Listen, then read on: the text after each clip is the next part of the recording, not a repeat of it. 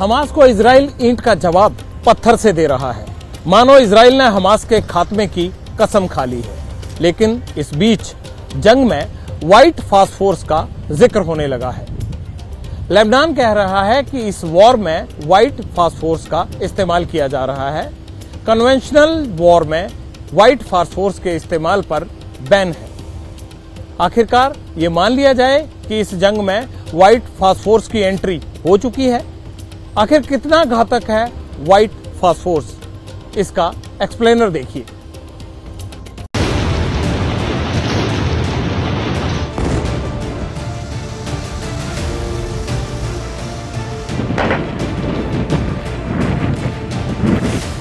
एक तरफ हमास के खिलाफ गाजा में जंग जारी,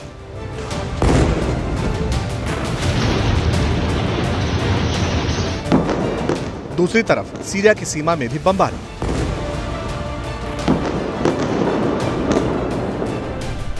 लेबनान बॉर्डर पर भी इजराइल ने खोला मोर्चा। दुश्मनों के साथ अपनी सरहदें साझा करने वाला इजराइल जैसे जैसे हमास के खिलाफ अपनी जंग में आगे बढ़ रहा है, वैसे वैसे उसकी चुनौतियां भी बढ़ती जा रही हैं। 7 अक्टूबर के हमले के बाद इजराइल का एक ही लक्ष्य है, हमास का खात्मा। लेकिन हमास के सपोर्ट में आए लेबनान ने जंग के बीच इजराइल पर बड़ा इल्जाम लगा दिया। बताया कि लेबनान की सीमा में इजराइल कार्रवाई करके युद्ध के नियमों को तोड़ रहा है। इजराइल पर लेबनान ने व्हाइट फास्फोरस बम बरसाने के आरोप लगाए हैं। हालांकि इजरायली सेना ने इन आरोपों का खंडन कर दिया है।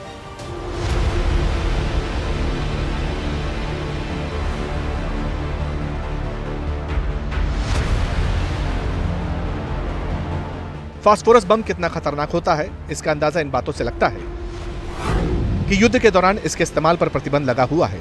इस बम पर रोक लगाने की एक नहीं कई वजह हैं। एक तो इस बम से सफेद घना धुआं फैलता है, तब तक जलता है जब तक हवा में ऑक्सीजन रहती है।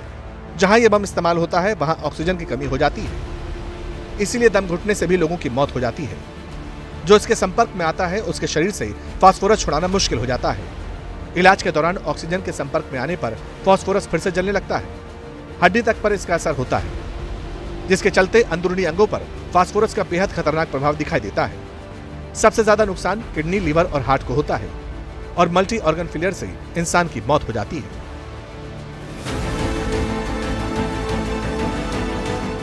यह इल्जाम लगाने वाला लेबनान अकेला देश नहीं, फिलिस्तीन ने भी इजराइल पर फास्फोरस बम इस्तेमाल करने के आरोप लगाए हैं और गाजा में फिलिस्तीनियों पर प्रतिबंधित बम बरसाने की बात कही।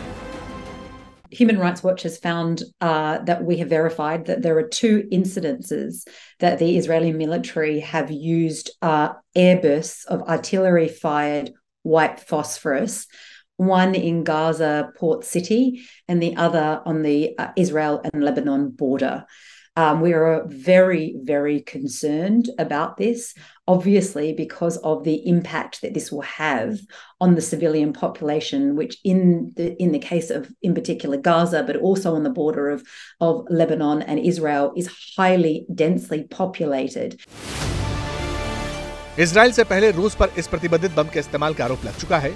यूक्रेन और रूस के बीच जारी युद्ध में यूक्रेन का आरोप था कि रूस ने रिहायशी इलाकों में फास्फोरस बम बरसाए, जबकि 1977 में ही जेनेवा कन्वेंशन में व्हाइट फास्फोरस के इस्तेमाल को लेकर सख्त नियम बनाए गए।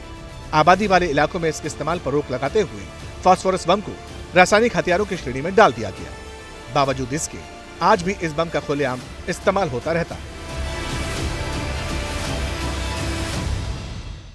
जैसे ही घड़ी का काटा दोपहर 2:30 पे आए, बबीता जी का दिल सास बहू साजिश के लिए मचल जाए। और ये है इनकी बहू, पूरे दिन ऑफिस की टेंशन हो जाए गॉन जब ये करें अपना फेवरेट शो फ्री टाइम पे ऑन। इनकी तरह आप भी देखें अपना फेवरेट शो अपने टाइम पर और डाउनलोड कीजिए एबीपी लाइव ऐप अपने स्मार्ट टीवी पर।